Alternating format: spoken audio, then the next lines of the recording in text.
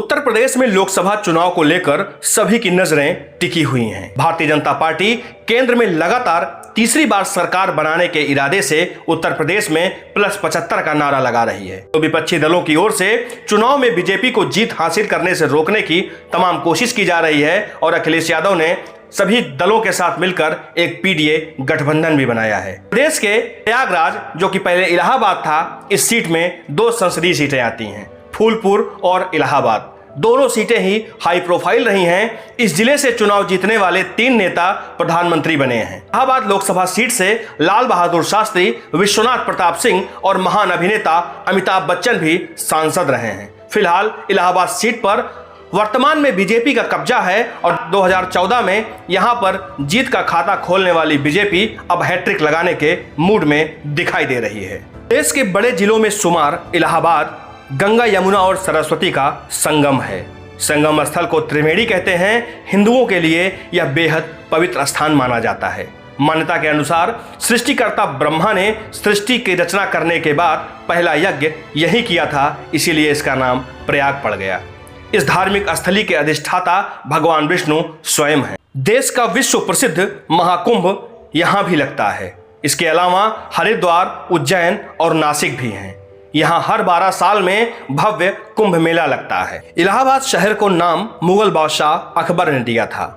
उर्दू भाषा में इसे इलाहाबाद कहा जाता था, जिसका अर्थ है अल्लाह का शहर। लंबे समय से यह शहर मुगलों की प्रांतीय राजधानी हुआ करती थी, लेकिन बाद में यह मराठाओं के कब्जे में आ गई। इलाहाबाद शिक्षा नगरी के नाम से भी जाना जाता है। इलाहाबाद यूनिवर्सिटी देश की सबसे पुरानी चौथी यूनिवर्सिटी है। इलाहाबाद संसदीय सीट के तहत 5 विधानसभा मेजा, करछना, प्रयागराज दक्षिण, बारा और कोरांव विधानसभा आती है। 2022 के विधानसभा चुनाव में बीजेपी गठबंधन को इनमें से 4 सीटों पर जीत मिली थी, तो वहीं समाजवादी पार्टी के खाते में 1 सीट गई थी। 2019 लोकसभा चुनाव की बात करें तो इस सीट पर बीजेपी की रीता बहुगुणा जोशी जीतकर सांसद बनी थी। रीता बहुगुणा पहले कांग्रेस में थी, लेकिन बाद में वो बीजेपी में आ गई। चुनाव में 14 उम्मीदवार मैदान में थे, लेकिन मुख्य मुकाबला रीता बहुगुणा जोशी और सपा के राजेंद्र सिंह पटेल के बीच में था। रीता बहुगुणा जोशी ने सपा प्रत्याशी को 1,84,275 मतों के बड़े अंतर से हराया था। अब आज संसदीय सीट के इतिहास की बात करें तो यहां से कई बड़े चेहरे चुनाव लड़ चुके हैं। शुरुआत में यह कांग्रेस के बेजोड़ गढ़ के रूप में जाना जाता था। 1952 में कांग्रेस को यहां पहली जीत मिली। तब हुए उपचुनाव में पुरुषोत्तम दास टंडन यहां से सांसद बने थे। 1957 और 1962 में लाल बहादुर शास्त्री यहां से चुनाव मैदान में उतरे और जीतकर लोकसभा पहुंच गए। 1964 में जवाहरलाल नेहरू का निधन हुआ तो लाल बहादुर शास्त्री देश के प्रधानमंत्री बने।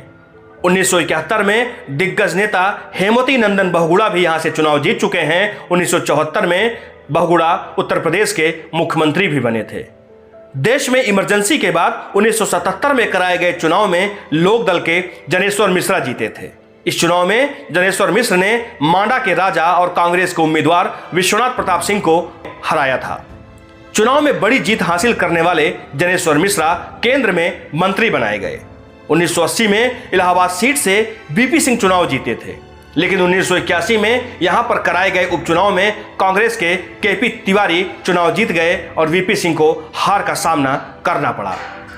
1984 में इस सीट पर फिल्म स्टार अमिताभ बच्चन ने हेमवती नंदन बहुगुणा को हराकर जीत हासिल की।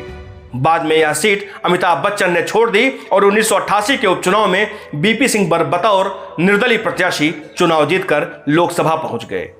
इस उपचुनाव में कांग्रेस के सुनील शास्त्री दूसरे और बसपा संस्थापक रहे कांशीराम तीसरे नंबर पर रहे। 1989 के चुनाव में जनता दल के टिकट पर जनेश्वर मिश्रा फिर से सांसद चुने गए थे। अब बात आती है 90 के दशक की। देश में राम लहर चली और बीजेपी को इसका फायदा उत्तर प्रदेश में मिला। हालांकि चुनाव में यहां से जनता दल की सरोज दुबे को जीत मिली। बीजेपी के उम्मीदवार श्यामा चरण गुप्ता को 1 लाख से अधिक वोट मिले, लेकिन वो चुनाव हार गए थे। 1996 में बीजेपी को यहां फिर से जीत का स्वाद मिला और 1996 से लेकर 2004 तक मुरली मनोहर जोशी यहां पर सांसद रहे। वह अटल बिहारी वाजपेयी की सरकार में केंद्रीय मानव संसाधन विकास मंत्री भी रहे। हालांकि 2004 के चुनाव में बीजेपी की जीत का रथ थम गया और समाजवादी पार्टी के टिकट पर कुंवर रेवती रमन सिंह ने जीत दर्ज की। 2004 के चुनाव में मुरली मनोहर जोशी को कड़े मुकाबले में 29,000 वोटों से हार का सामना करना पड़ा, लेकिन 2009 में वो फिर से विजयी हुए। अब साल आता है 2014। परिवर्तन के बयार चल रही थी और धीरे धीरे करके देश की सियासत भी बदल रही थी। लोग कांग्रेस के सरकार से ऊब रहे थे और परिवर्तन का मन बना चुके थे। 2014 में देश में आम चुनाव हुए और यहां पर मोदी लहर चल पड़ी। 10 साल बाद इलाहाबाद की सीट फिर से बीजेपी के कब्जे में आ गई और बीजेपी के टिकट पर बिजनेसमैन श्यामा चरण गुप्ता ने सपा सांसद कुंवर रेवती रमन सिंह को 62,000 से ज्यादा मतों से चुनाव हरा दिया।